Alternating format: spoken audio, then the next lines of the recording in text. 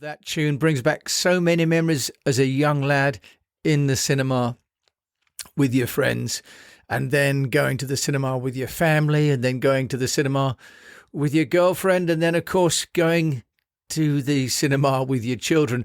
The Pearl and Dean theme song. Now, the company itself made that sound, and it became synonymous with popcorn, soft drinks, and entertainment and escapism.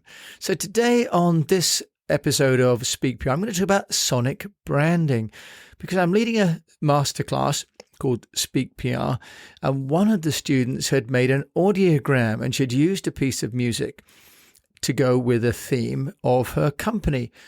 And it just got me to thinking about what would have been the best music. How would you choose the music? So I want to do a little bit of research and just have a bit of a think about the sound quality that your company projects and what kind of clues your music gives to your brand. So there are a few scenarios that you might want to think about if you're thinking about sonic branding. And the reason I think it's public relations is because every touch point, every experience that a potential customer or member of staff or partner has with your company creates an impression. And you can manage that impression through obviously what they see, what they read, but also what they hear. And what they hear isn't always speaking voices. So let's just look at when you might want to think about sonic branding or sonic communications. Now, you want to use this if your brand is appearing in audio or video media. Now, this is something I thought about because for this podcast, I had to select a theme tune. Actually, I went through quite a few different kind of tracks. I wanted something that was a little bit modern, but not too metallic and not too synthesizer. I wanted something that was mature, but not old age. And I wanted something that was a little bit intriguing, but not too mystical. So if you've got content that you're creating for social media, for video, for TV, for radio, streaming audio, streaming video, if you're creating audiograms, sound is something you have to think about, a theme tune, if you like, for your own company. Now, what about if you have a device that is complemented by a sound, something that reminds you that you're about to use it and that could become a reminder and let other people around you hear that tune? Let's just listen to this one and see if you can get which one it is.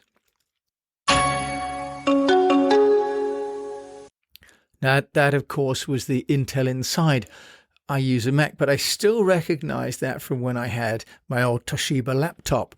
So the Intel Inside, just that short 5-second noise reminds you of all the computers and the laptops.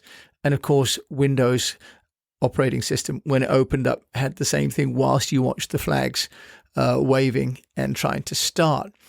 So if you have a device that is used by customers, or could be, for example, when they're entering a store, for example, when they're coming into the store, do you have a noise? Does just the door open and shut? Sometimes it's a bell, but it could be a welcome. It could be an audible. The other time is when people are on hold. Back in 1995, when I went to Singapore, there was a company called Service on Hold. And when you rang the phone number, it would give you a recording to tell you all about that company. So it's not new technology. This has been around for a long time. But how many people are currently using that for their own call centers or customer care centers?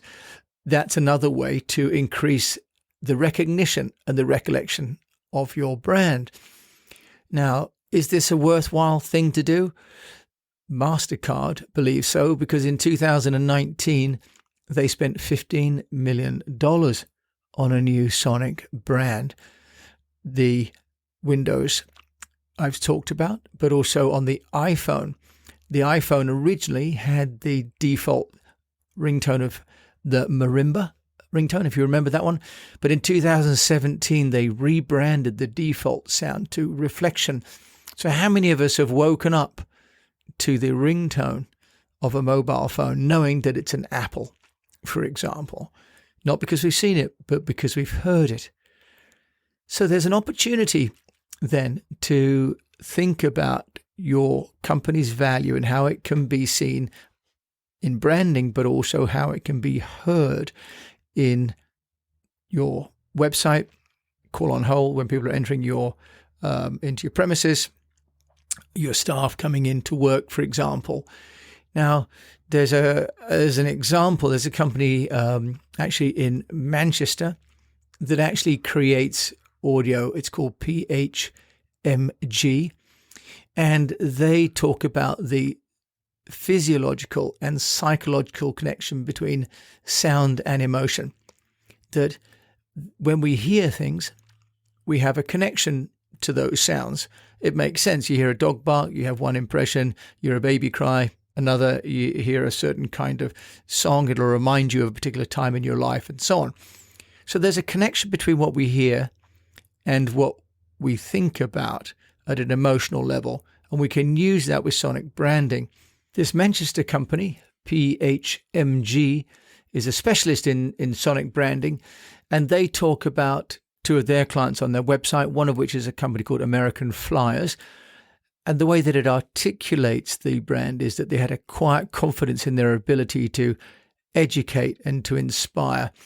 And they wanted to express this in a light, nostalgic track that carries a strong feeling of pride in aviation history. They say the core melody is carried by smooth horns to create uplifting, encouraging sound, while in the background the warm orchestral strings and subtle drum flourishes suggest honest approachability. Altogether, this adds up to a decidedly cinematic track that evokes the feelings of the premier service American Flyers is known for. So let's just listen to this American Flyers sonic branding.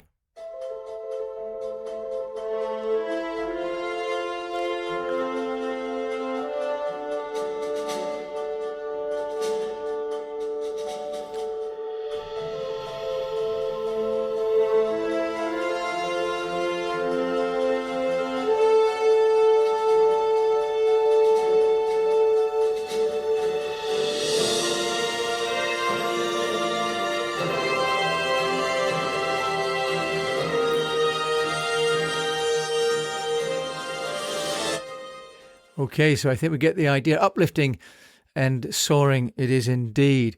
So that's the kind of sounds that we can create if we're really interested in thinking about articulating our brand. So thinking about the brand qualities that we've got, and then working with companies like this phmg.com company to articulate that. If you don't have that kind of budget, I've just gone to one of the sound libraries and listened, and for $50 you can buy an existing track. Of course, if you really want to go for it, you can use something like GarageBand and create your own. And here's someone that needs no more introductions, but on the way out, just like to think about sonic branding and think about how you could communicate your brand, especially if you've got a podcast or you're doing audiograms. What can you do to make sound part of your communication strategy? And here's someone who probably doesn't need much introduction. But until we meet again, I wish you the best of health, profitable business, and that if you're thinking about music, thinking about audio, make it relevant, make it part of your public relations campaign.